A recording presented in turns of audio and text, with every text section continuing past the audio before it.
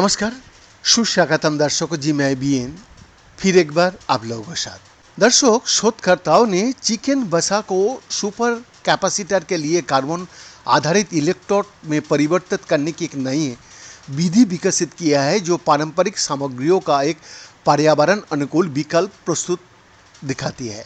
ये नवाचार न केवल मौजूदा भंडारण उपकरणों से जुड़े लागत और पर्यावरणीय मुद्दा का समाधान करता है, बल्कि ऊर्जा भंडारण प्रौद्योगिकियों को प्रदर्शन और दक्षता भी बढ़ाता है। अधिक टिकाऊ हरित ऊर्जा की और वैश्विक कदम ने बिजली भंडार और ऊर्जा भंडारण उपकरणों की मांग को बढ़ा दिया है।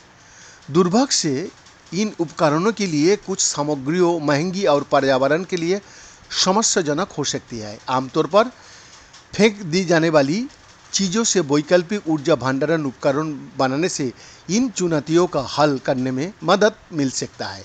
अब ACS applied materials and interfaces के शोधकर्ताओं ने चिकन वसा को सुपर कैपेसिटर के लिए कार्बन आधारित इलेक्ट्रोड में बदलने की विधि का रिपोर्ट की है। जी हाँ, जो ऊर्जा का भंडारण करता है और LED को शक्ति भी प्रदान करता है। अंतर्राष्ट्रीय ऊर्जा एजेंसी के अनुसार 2023 में वैश्विक अक्षय ऊर्जा क्षमता में पिछले वर्ष की तुलना में लगभग 50% की अभूतपूर्व वृद्धि हुआ है, लेकिन उस अतिरिक्त ऊर्जा को कहीं संग्रहित किया जाना चाहिए ताकि बाद में दुनिया को इसके उत्पादन से लाभ मिल सके। उदाहरण के लिए, कैलिफोर्निया में धूप वाले दिनों में हाल ही में छतों पर लगे सौर पैनल से अतिरिक्त आपूर्ति के कारण ऊर्जा की कीमतों में नकारात्मक वृद्धि दर्ज किया गया है।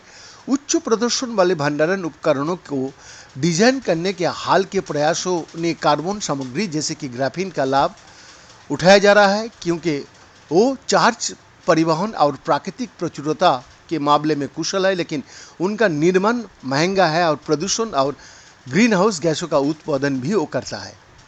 वैकल्पिक कार्बन स्रोत सामग्री की तलाश में मोहन रेड्डी पल्लावालू, जो हक जंग संग बुजो और उनके सहकर्मी सुपर कैपेसिटर ऊर्जा भंडारण उपकरणों के लिए अवशिष्ट चिकन वसा को विद्युत प्रवाहों की नैनो संरचनाओं में परिवर्तित करने के लिए एक सरल लागत प्रभावी विधि विकसित करना चाहता है।